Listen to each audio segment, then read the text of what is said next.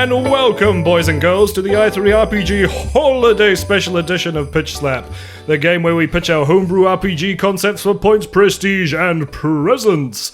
I am Santa, your judge and moderator for the next hour, and with me I have two delightful little children. Give us your name and tell me, what do you want for Christmas? Well, my name is Jack, and all I want for Christmas is for you to stop doing that voice. Granted. Duncan?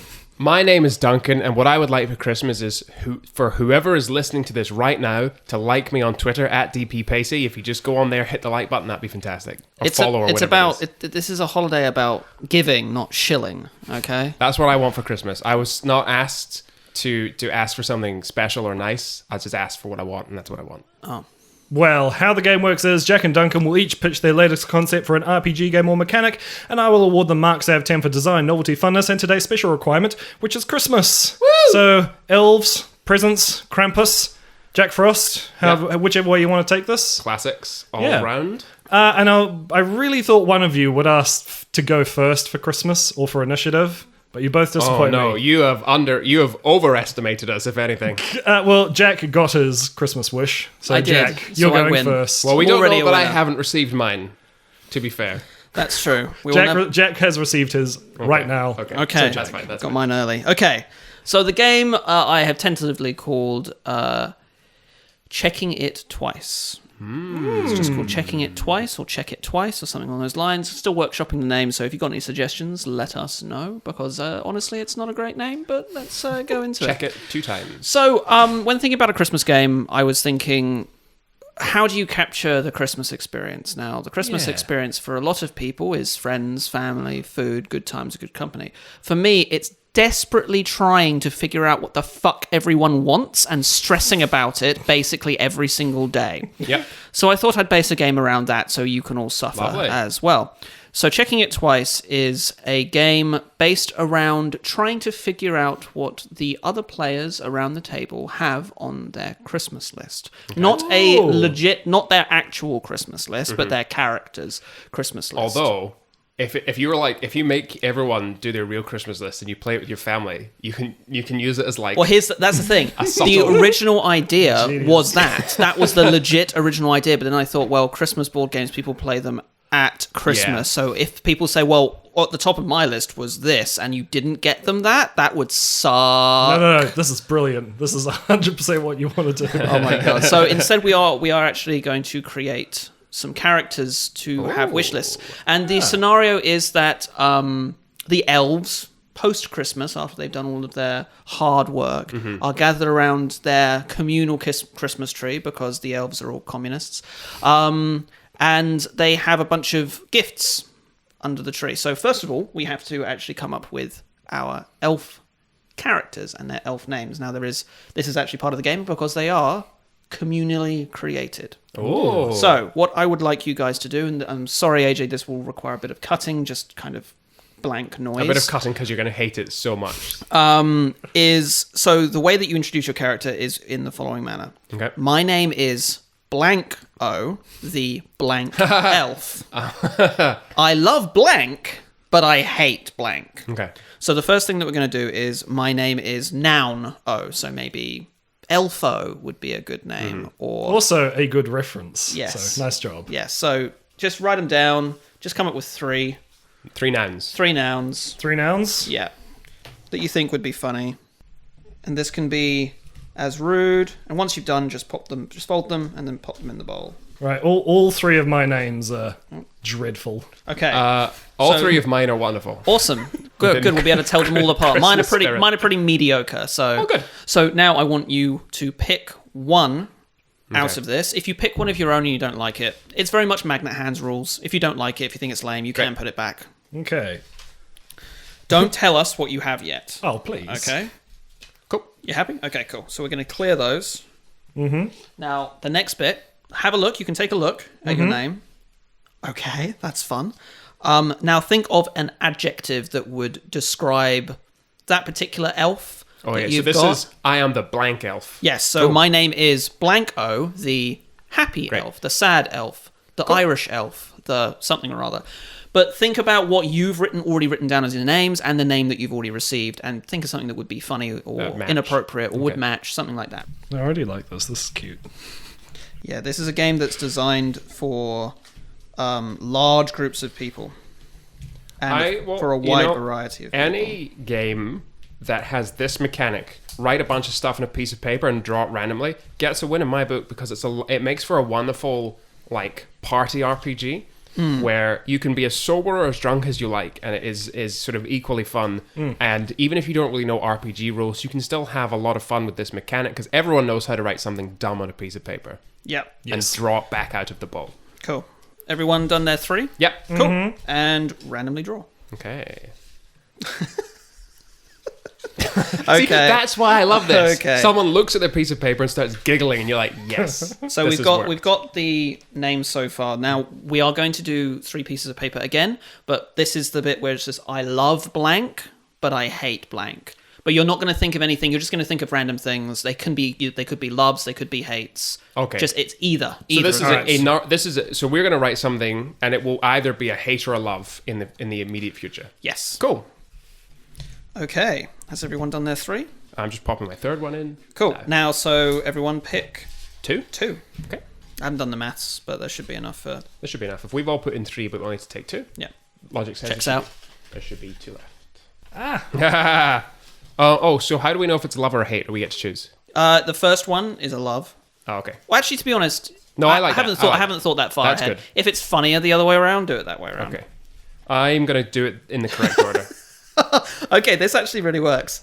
All right, cool. So now Can you quickly explain what we did? Sure thing. So what we've done is we have randomly generated a bunch of characters for our players using a communal method where you write a bunch of nouns and adjectives and put them in a bowl and then randomly draw them. We'll put the Mad Libsy filling in the box. Yeah, it's like kind of like Mad Libs. What we'll do is I might write out the specifics if this wins. If it doesn't, then fuck you. But we're about to introduce our characters in the format of my name is blank O, the adjective elf. I love blank, but I hate blank. Nice. Okay. So who wants to go first? How about you start us off? Show us how it's done. Sure. So my name is Snakeo, the roid crazy elf. I love Christmas, but I hate toys. Oh, conflicting. Nice. Okay. Are we going to be role-playing these characters, by the way? Yes. Oh, great. You can do, Alright. or you don't have to, but you can. I need to know whether to do a voice or not, and the answer You can is do, yes. You can always do a voice. Yes. All right. My name is Foot-O. What? I don't know. The manic elf. I love big butts, And you can. but I hate eavesdropping. If only that said lying. Okay. I love big butts and I hate lying. Not bad, not bad. Okay. Foot-O. Okay. Anyway. Ooh, my name is Bako. I'm the fire-breathing elf. Oh. I love... What was your name? Snake. I love Snakeo, but I hate crack. Is this the whole game? Because I love it. Okay. So the next bit of this is we have to come up with a few. So you're around the tree. Yeah. These are your characters. You're around the tree. And the way that it works with the gift giving is that you randomly draw presents from the tree. You look at them, and you are aiming to give each player what you think is the most appropriate present. Okay. The better the present, the more points you get. And the way that is defined is that each of us are now going to create... Normally, I did say 10, but that's actually way too many for this many players. Instead, we're going to come up with 5 gifts ranked. So you're going to need another piece of paper. Okay. We'll sort that in a second. Yeah. You're going to need that. You'll need to write down 5 presents that you think your character would appreciate at Christmas. Mm-hmm. So if you had a character that was particularly interested in archery, for example, you might write down a bow. So maybe you had Bo-O, the archery crazy elf, who loves arrows and hates quivers. You wouldn't write fucking quivers down, would you? So you can use any of the 4 descriptors that you've got in front of you, or preferably, even better, a combination of them. Okay. Okay? So a ranked list of the presents that your character wants. 1 to And then we're going to 5. pull them out of the bowl? Yes. Aren't we going to be able to recognize each other's handwriting? Maybe. I guess. I think for sure we are. This is actually a really good point with the handwriting. It's not something I had considered. Normally, when you've got a large enough number of players, I'm thinking this is designed for a large family get-together at Christmas. Sure. Well, what you could do is, if you got a bunch of people, someone could be Santa who's in charge of this. And maybe they're MCing, GMing in some way. Okay. If you wanted to solve it easily. I don't know. Okay, cool. Let's, I mean, we can't really do that with 3 players. Well, what were you going to say Let me see if before? I can Google a solution real quick. Because if we can type things into a bowl on something online, then we can do this without handwriting. Yeah, actually, that's a really good point. Everyone good? I have my 5. Okay, here is how you can do it at home. If you don't want to run into like recognizing handwriting and stuff like that, which I think would 100% happen, there's a function on Excel where you can put a list into a column in separate parts, select everything in that column, right click and go randomize, randomize items? Yeah, randomize. There's a function in it. So what you can do, and what we're going to do is, I've typed in my 5, scroll down a bit. Jack, you type them into your ones into the same column. Duncan, you type yours into the same column. We won't have seen each other's, but then we can randomize the list and then just pick out like that. Okay, Which sure. will totally work. That's the idea anyway. A few moments later. Cool. So, once everyone has their 3 gifts. gifts. So you've built your characters communally. Yep. And then you chuck a bunch of presents that you want into the bowl. Yep. And then you pull out presents that aren't your own ones. You pull out other people's. Yep. And now we've got a list of 3 presents. And now we have to figure out who gets the presents. Yes, so we now take it in turns to distribute the presents that we have to the people that we think will, for whom they belong, to whom is on their wish list. And your ranked list, just so you know, the ranked list associates with the points that you get for that item. So whatever number 1 is, you actually get 5 points because that's your number 1. So if somebody gives it to you, you get 5 points.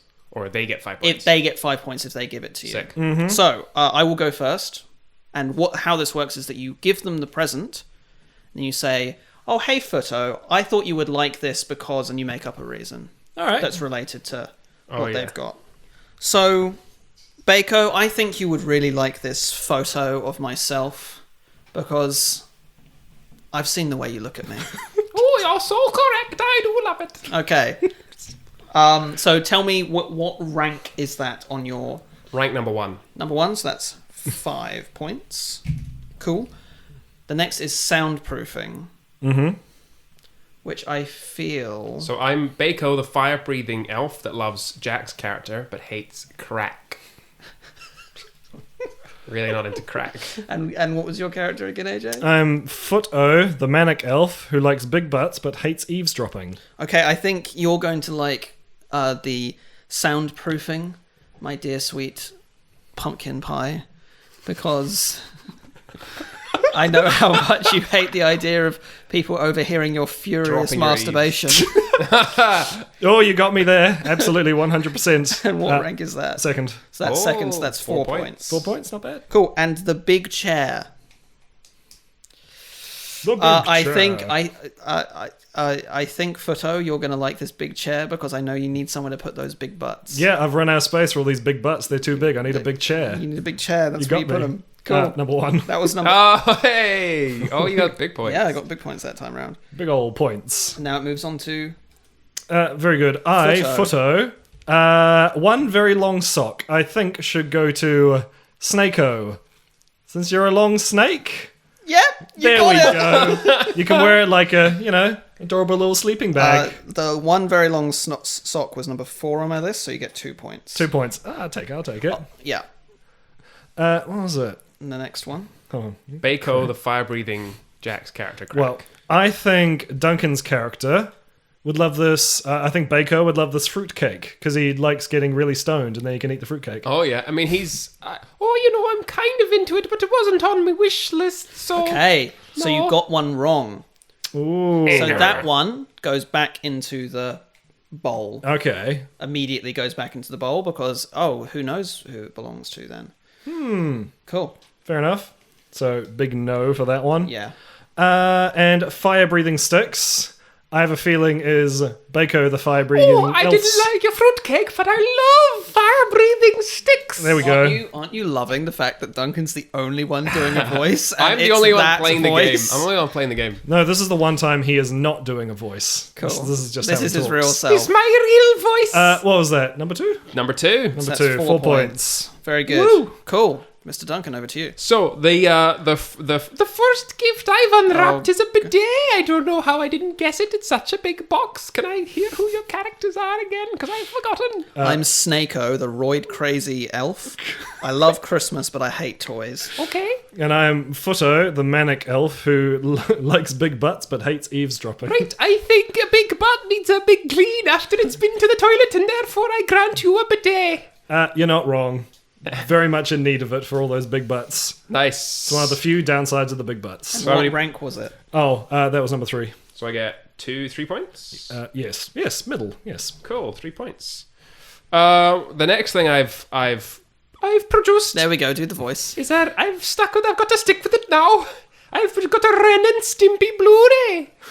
Now, who would like Ren and Stimpy? I think because you're quite into a sort of a manic type of comedy, you'd probably like these strange cartoon characters. You're This right. is absolute fucking hell. The manic elf is extremely into Ren and Stimpy. Well, not extremely. It was actually number 5. Because I thought of it last. Okay. Okay. And the last thing, I found a strangely large amount of dead mice in a box. I don't know why. I just opened it and holy shit, there's dead mice all through it. And I immediately thought of you, Futo, because I know how much you just kill mice all the time. No, I'm not into dead Oh mice. no!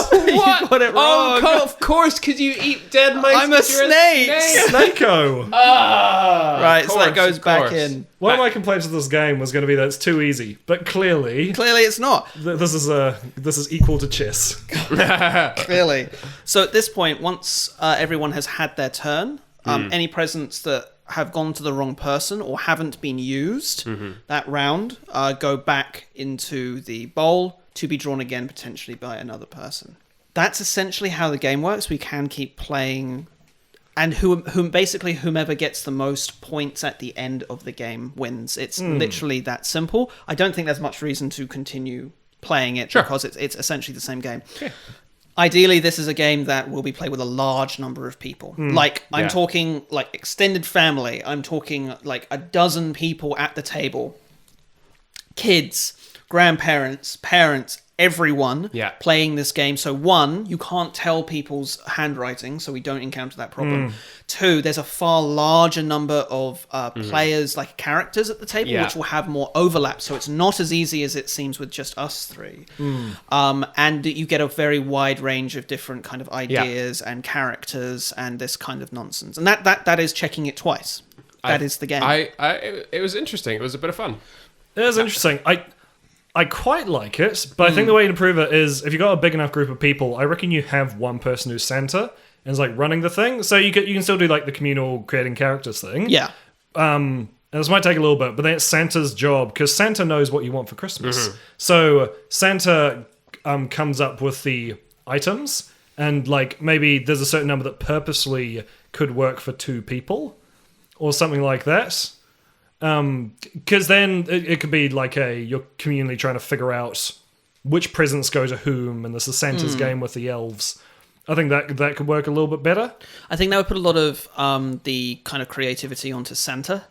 Yeah, It also does. And most of the fun of this game, like creating the characters is fun, but it's ad lib. But I think the presents, once you have an established character, thinking up like weird as hell stuff that this particular person would actually want, that's where like the creativity starts really coming in. Yeah.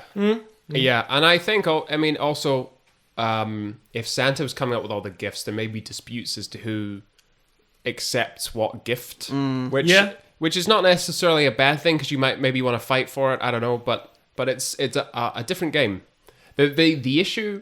Not issue, but the thing that I was worried, thinking about whilst we were playing, and maybe it's because we only played one round, is that you got mega points because you happen to choose ranked 1 and 2 list items, whereas we got small points because of the opposite, which... Maybe you have 5 bowls, you pick 1 from each. Something like that. Or even you just don't have points associated with it. You just have, yes, you got it right. Just a point. That's tick. Maybe bonus if it's exactly what you wanted. So all normal, unless you get like, you get an extra point or 2 if that's the number one thing I wanted for Christmas. Yeah, I was also thinking maybe a Secret Santa kind of like mechanic where there's one person that you have among the table that if you manage to get every single one of their ones right, then you get like double points or you get a bonus or something along those lines. I think all of those are good workarounds. Like 1 point per correct, with the exception of like the first ranked one, which might get you double points.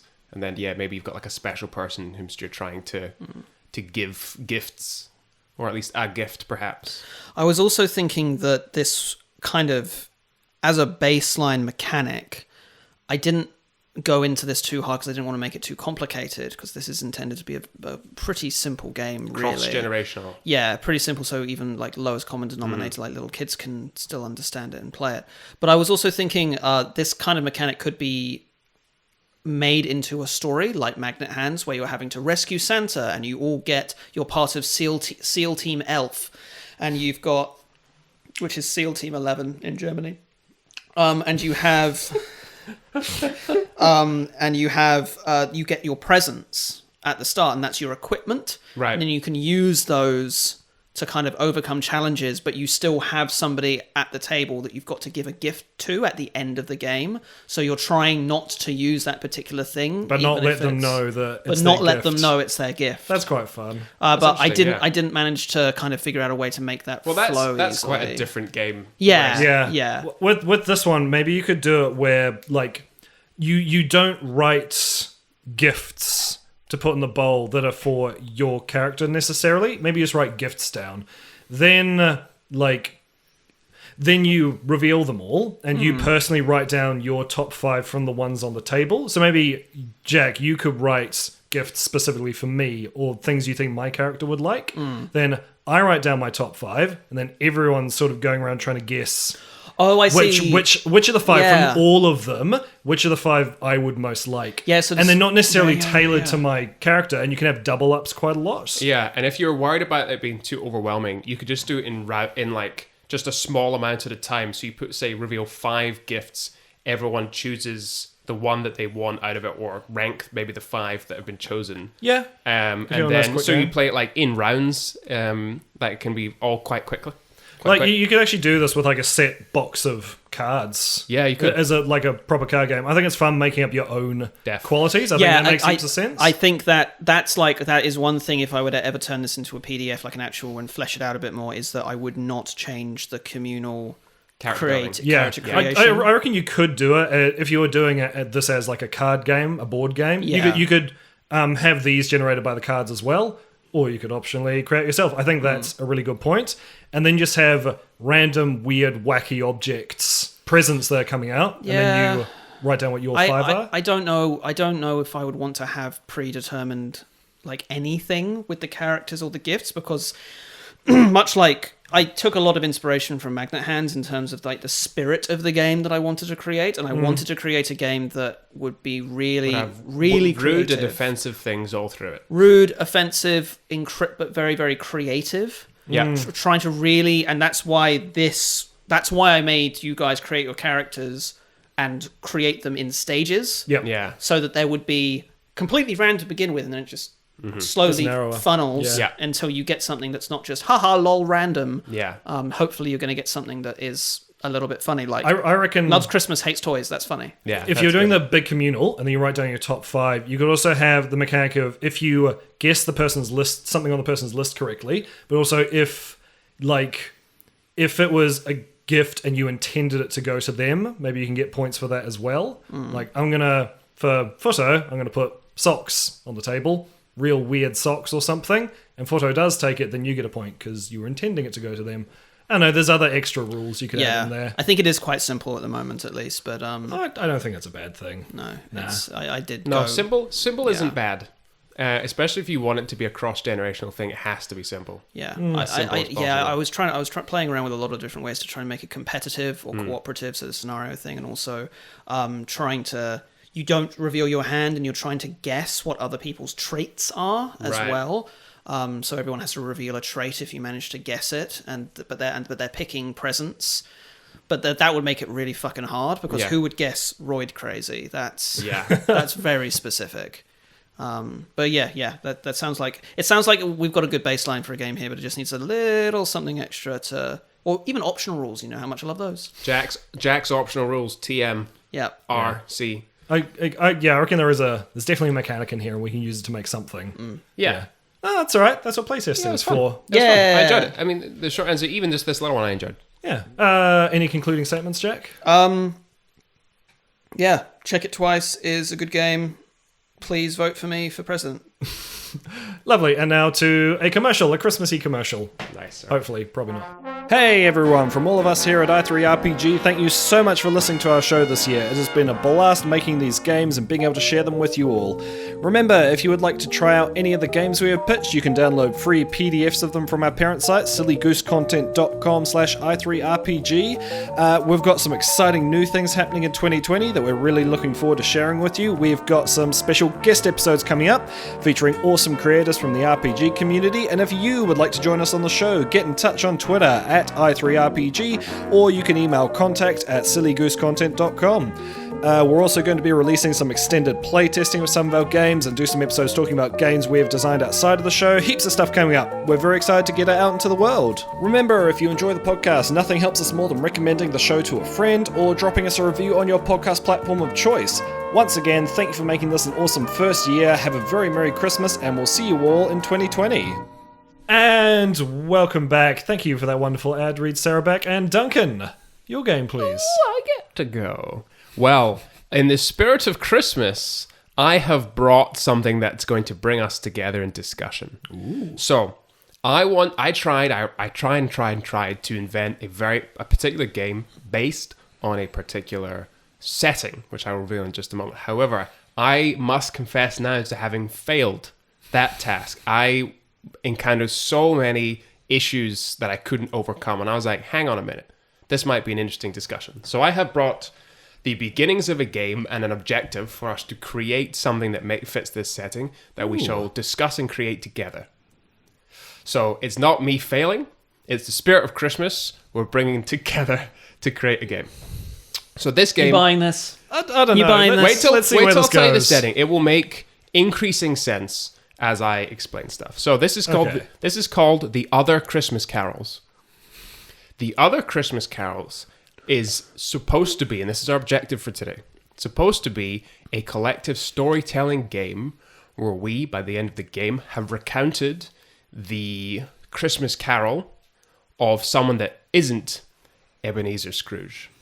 Okay. Because the ghosts didn't just target him, they target lots of people. In fact, in the book itself, we at least know that Scrooge's business partner was approached at one point but didn't do anything about it, and so he got all fucked up. Well, what about all the other people that need visited by the ghosts of Christmas past, present, and future? And was Marley visited? I don't think he was. Because he gets dragged off in chains, but I don't think he got the visitations. I'm pretty sure it's implied that he didn't do anything about the visitations, because he was like, you're going to be visited by these ghosts, you got to do what they say, otherwise you'll end up like me. I feel like he was just the messenger. Surely that implies that because he knows about the I'll tell you what, this is your game, this is canon. So this is canon. I say it is so. So, I have already pre-established, in the name of speed, all of the objectives of each stave of the book. Mm-hmm. So, the intro, past, present, future, resolution. For stave 1, which is our intro, I've also got a character generator, which is going to give us a first name, surname, and a description, so we can, if we get to the point where we want to play, or if we just want to faff around, we can generate some characters. So that might be Barnaby Dankworth, the mean judge. or the stingy baker, or a con man, and all sorts of things. They're all interesting names like Wymark and Thaddeus, and with surnames like Archelaus. Bird Whistle. I was trying so hard to remember what your was it great uncle or something like that? My great grandfather. Great grandfather. I was trying so hard to remember that name, and I could not think of what it was. Archelaus. Archelaus. Bullshit. Really? No, that's his name, Archelaus. Immense. Yeah. That's great. So Archelaus is not in this. So let me tell you the places I've already taken the game, and the reasons I wasn't sure about it. Then I want to open the floor to see how we might achieve our objective of how can multiple players at a table collectively storytell a Christmas carol Okay. without hindering things like player agency and things like that. Because it's actually not a very good story for an RPG because the main character is not in control of his own life. So things I've already sort of thought about was at first that the ghosts who visit are actually just like workers. The people who make the decisions about where people are going to be taken is actually done by a committee of ghosts above the ghosts of past, present, and future. And the players were the committee.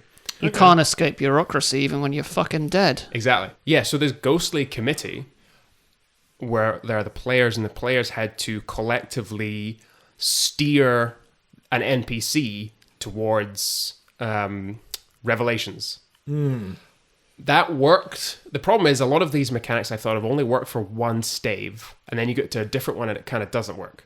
So to collectively steer someone, you would have to like manipulate the world and move objects and things and try to get them to a revelation. But if it's like their life and they've already experienced it, seems weird to be changing things that they would remember.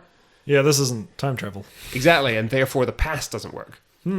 So then I thought, okay, well, what if it's a game like Once Upon a Time? So Once Upon a Time is a collective storytelling game where you have a hand of cards. The cards give you things that you can add to the story, and each player tells one fairy tale, one at a time. And I can't remember the specific mechanic, but generally at any point you can interject and take over by playing a card. You weave your card into the narrative and continue the story as if you were reciting a fairy tale, and then someone else can interject, and you got to lose your hand. This is called Trash Tales.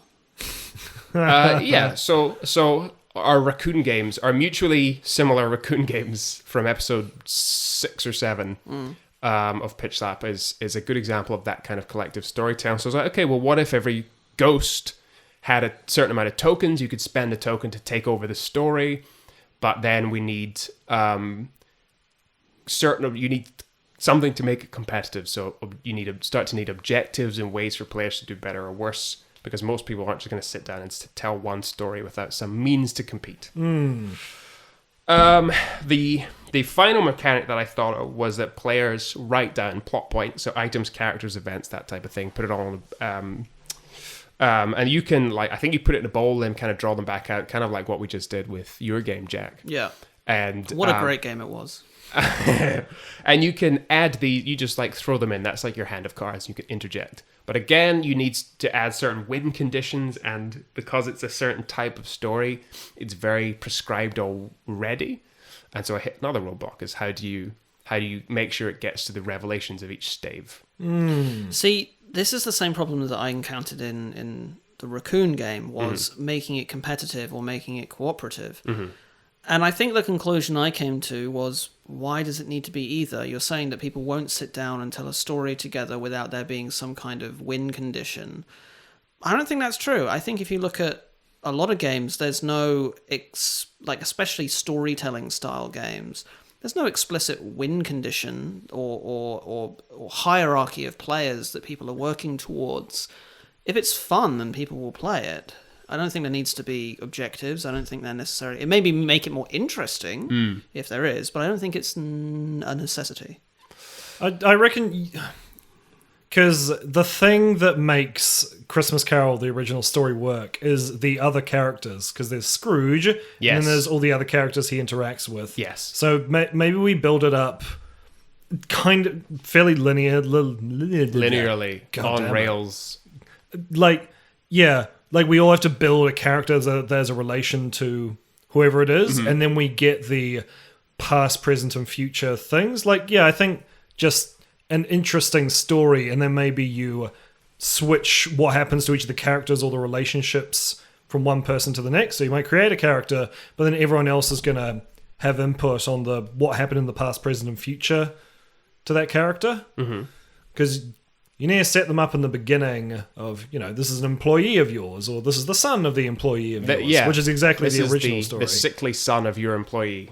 Yep. And then you go into, like, what in the past made the main character here, or made them have the relationship with those characters. And then Christmas present, what's happening to them now, and then Christmas future of what's going to happen in a year, or things like that. What happens after you pass away and people are at your funeral because there's free food. Yeah. So do you see there being a GM for this?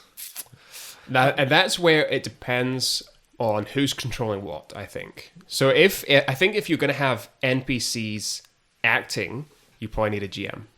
Well, no, you definitely need a GM. I think you should. I think the GM should be Ebenezer Scrooge, and then the players are that's the spirits who are throwing things at them. They're not individual spirits, but they're collectively. That would be an interesting role reversal. Actually, oh shit! Yeah, because the GM would be the main character, and the NPCs would be the players steering the GM through revelations. Yeah, many against one. Yeah, that would be really interesting. That is interesting. Yeah, and I feel like the GM could then also, because maybe they want the story to go a particular way, so they respond in particular ways to particular things. Like maybe he's very flippant about what's happening to a particular character in the present, but he cares about another one. So then maybe that's steering the story. So, okay, so we need to make him, empathize with this character. So we're going to chuck in this event and have this happen to him so that he has an emotional response to that in the future.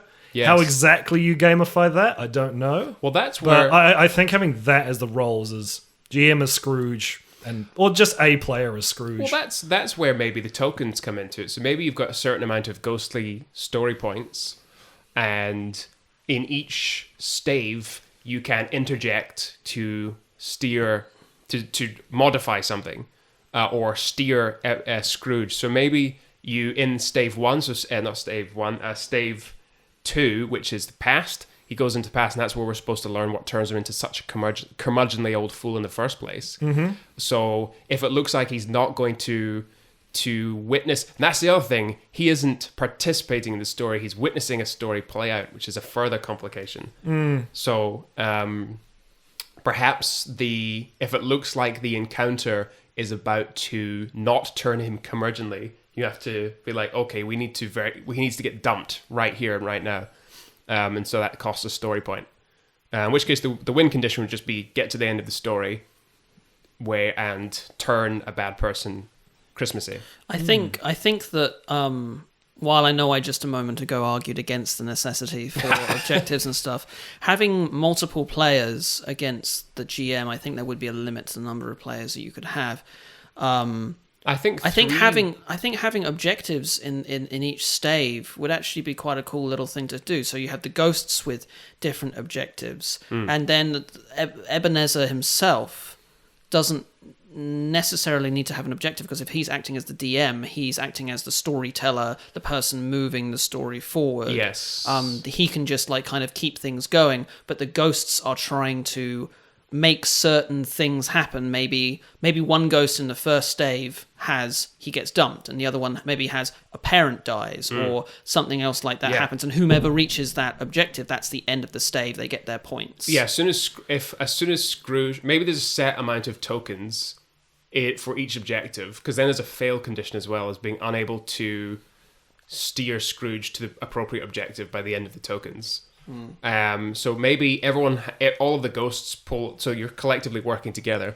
If you're like, oh, I've got an idea of what to do, you pull a token to spend it and you add a line to the story. So and at this point, Scrooge sees himself walk into a room, and there's his wife in bed with another man. And you could have the GM actually talking as role-playing as Ebenezer the entire time, saying, well, that was the time that I realized that I had been cucked. Yeah.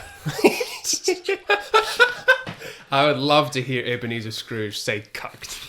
You just did. Yeah. Congratulations. Yes. All I ever wanted for Christmas is becoming... Yeah, maybe the GM, maybe they have a little list of goals. Maybe those develop as you go on, because you establish Stave you establish the past. Yeah. GM writes some goals down for the next one, and you don't necessarily know what they are, but there was something relating to those characters. Or maybe there's a list of goals that you can see, but only some of them are the ones that actually matter. I don't know. I think that's complicating things too much. Well, the GM will certainly have to write stuff down, and potentially in secret, because the GM needs to know how characters transition through time. So, for example, obviously in A Christmas Carol, the woman he was almost marries, goes off and is actually very happy elsewhere. And that's something he learns later in his life. I think Ghost of Christmas Present, he learns that actually she was pretty happy without him. And so the GM would have to be making sure that he or she knows how to transition these characters. So notes would definitely be important.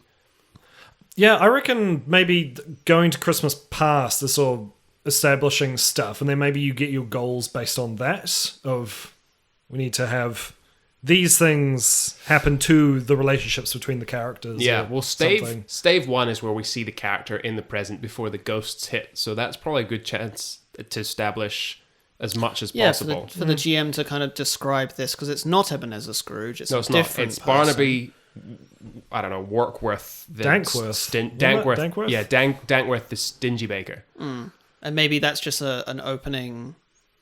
Barnaby Dankworth, the stingy baker, was a baker known for his stinginess. Poor people lined up outside his bakery, but alas, he always just threw the bread in the bin at the end of the day. I don't think he knows how businesses work. At the end of the day, I said. At the end of the day. Oh, right. He doesn't give it out for free. Oh, I see. He's like, no, I don't give food out for he doesn't want Tiny Tim suing him. Exactly, yeah. Yeah, so he feeds it to the raccoons that are telling different stories. Then go home and tell a bunch telling different stories. And it turns out all of our RPGs exist in the same universe. Yeah, that's the absolutely twist. true. That's the twist. They all live in the cyber virus. Cyber virus. Yeah, we've had enough interdimensional games on this show that we can make that work. Cyrus infects A Christmas Carol, and suddenly everything goes cyberpunk. And Ebenezer Scrooge is the only one that can stop it. We're so close to having a game here. I know. We're just missing one or two bits. Yeah. So what we've got right now is the players are ghosts who are able to spend tokens to add lines to the story to try and steer our quote-unquote Scrooge towards the objective of the stave. Yeah. Whether that's find out how he became Scrooge, find out how he's impacting people right now, and then find out what the outcomes of these will be in the future. And that's ultimately when he has his final realization, I'm a dick.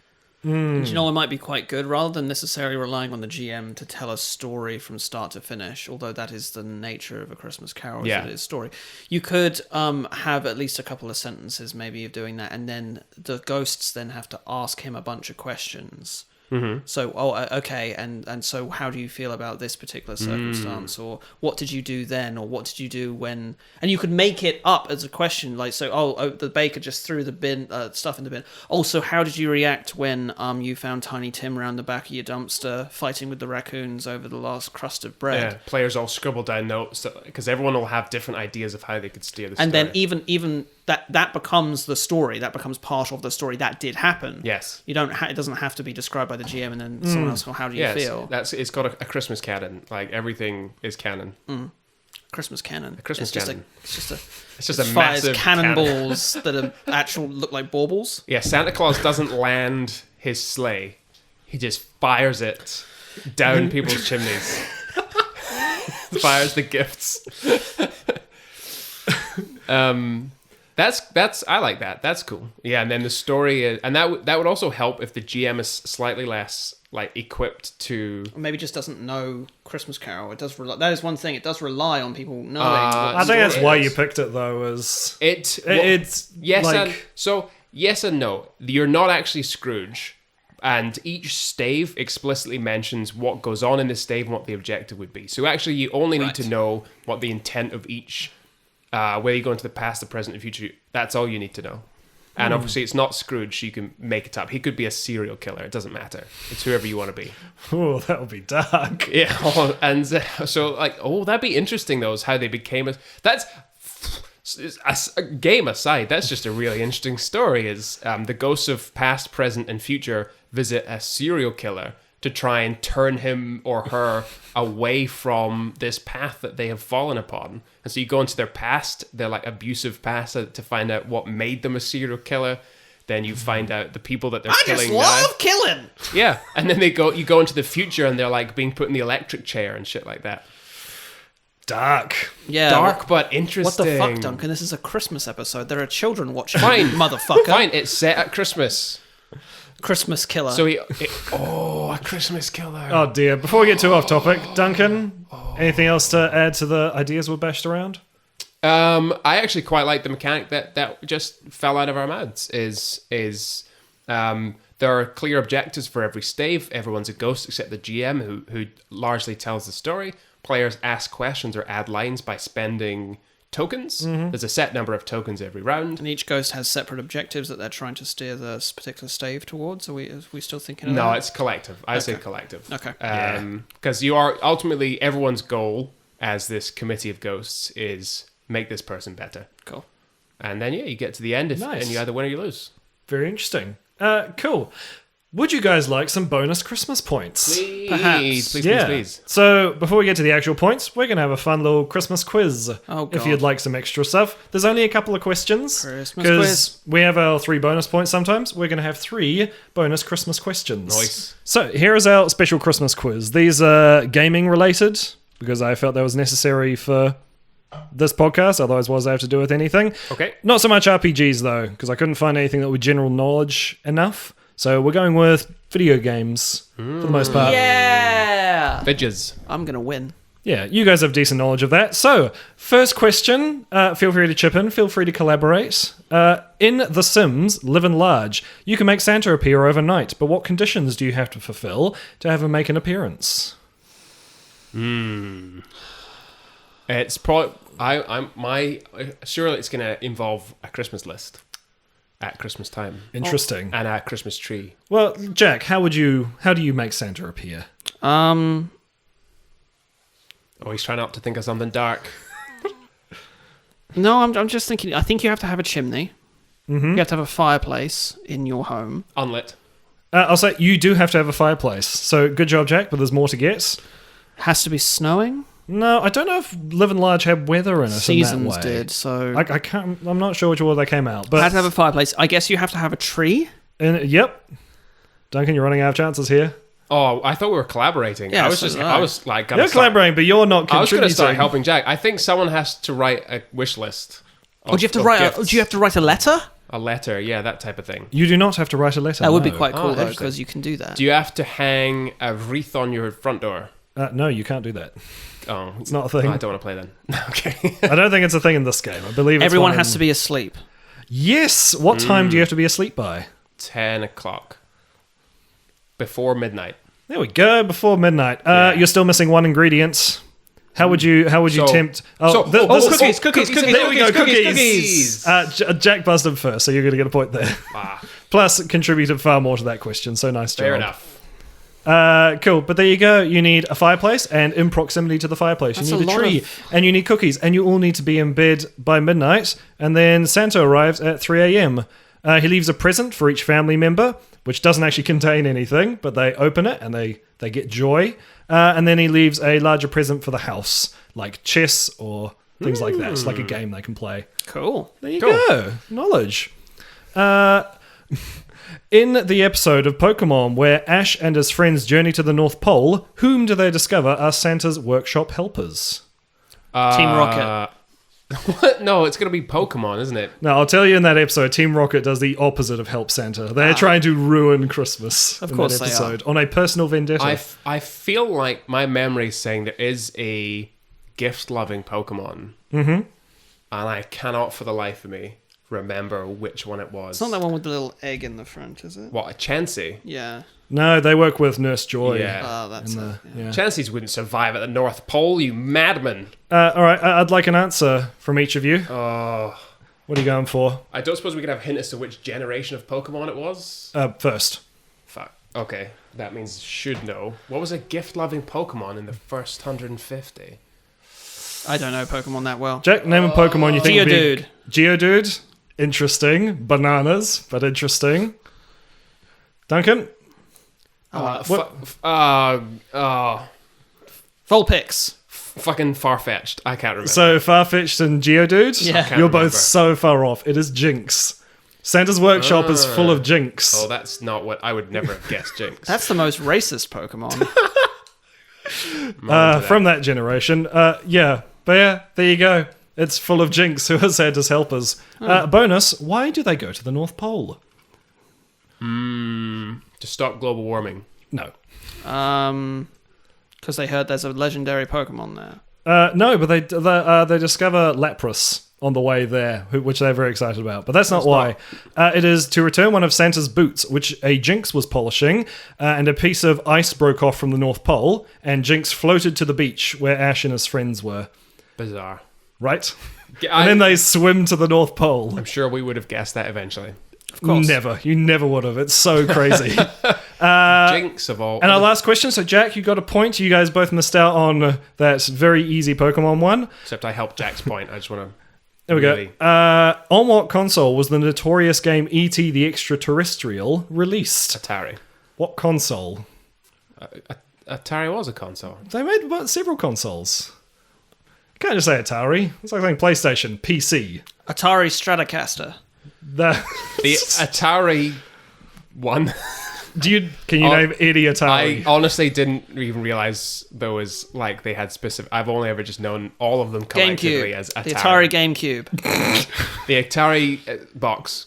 This is good. Wrong answers only. It was the Atari 2600, notoriously, which was said to have made the gaming industry crash in 1983, which isn't quite right. However, they spent $25 million for game rights from the movie, which in today's money is like $65 million, Oof. which is quite a bit. They produced over 5 million copies. They sold about 1.5 million. And people are pretty sure that more copies were produced than there were active Atari 2600s. Because lots and lots of Ataris have been sold, but there weren't even that many to play those copies of ET. Didn't they bury a bunch of those in the did. desert somewhere? in like New Mexico, I think. Yeah. And there's a documentary where a guy goes and mines them up.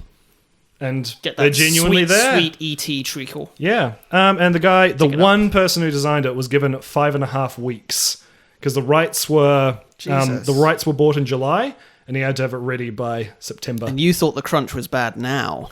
Yep. So yeah, Damn. and that's why the game was absolutely terrible. But yeah, it was a famous Christmas game from that year. So what do we win? Sorry, I what think do you got a point. I win? Yeah, I got nothing. I just contributed.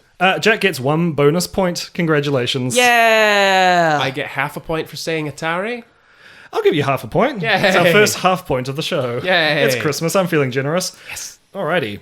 Are all the girls and boys ready for their Christmas points? Yes, Ooh, Papa. yes, please. Give me those Points me. sweet Christmas points. Lovely. All right. Jack, check it twice for design. I gave you a 5 because interesting. I think there is a game there, but we didn't quite get to the bottom of it in this session. Oh, I think it'll be worth trying out again. See if we can get it to work. I do think it could be genuinely quite fun. it's not bad for a game that I came up with on the car ride over. Yeah. There you go. That's what gets you a 5 out of 10. Duncan, also a 5. Yeah, for boy. similar reason. Interesting It's your boy. ideas, but during the discussion we kind of flipped it around and changed it quite a lot, and we didn't quite have. I don't think any of us could write down a list of rules for that. Yeah. No. Coherently right now. It definitely needs an additional discussion and something written down. Yeah, that's what both the games need. So Yeah. both are 5. You know, there's design in there. Interesting. Anyway, novelty. Jack, I gave you a 7. Yeah! I found it interesting. Yeah. I thought it was fun, if, the idea's still a bit scattered. But, I don't know. Casual, fun, holiday game designed to be played with people who maybe don't normally play these kind of games. Yeah. I think it's neat. A lot of people only play board games at Christmas. Yeah. It'll be something different. It could work. Duncan, I gave you a 4 because we kept See me referencing flex. how it would be exactly the same as games we have made before. Like the Raccoon games See and me the flex. mechanics and things. Can I get the lowest points in the history of Pitch Slap? Well, things don't have to be novel to be really, really good. There are lots It's of true. things Lots that are reimaginings of things, but are still beloved. It's true. There you go. I feel bad for the 4. It's Christmas. I You shouldn't. should. That's okay. Jack, funness, I gave you a 7. That we did have fun in that game, if we were a bit confused along the way. I had a good time. When are we ever not? Duncan, I gave you a 5. Ooh. Seemed fun, but I don't know. I think we'd actually have to work it out and play it. It's just a collective storytelling game again. But I don't know. I have no idea how fun it will be, but I'm giving you a 5. Okay. Because I'm not sure. Middle ground. Yes. I'm okay with that. Jack, Christmas points. You get 9 Christmas points out of 10. I thought it was really good. We were elves sitting around dealing out presents and things. And I'm not sure of a scenario where that wouldn't be Christmassy. Like, you couldn't just put another skin on this game and it would be something else. Yeah. Duncan, you got an 8 for Christmas points. Was going to be a 9, but you started talking about serial killers. And this got slightly less Christmassy. Ridiculous. The sure game yourself? wasn't about serial killers. I was.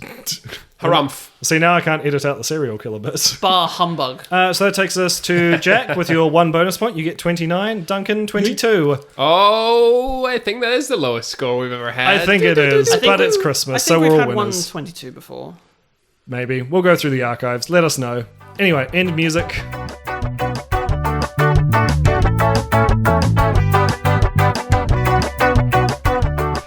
Oh, Christmas. Thank you so much. Christmas.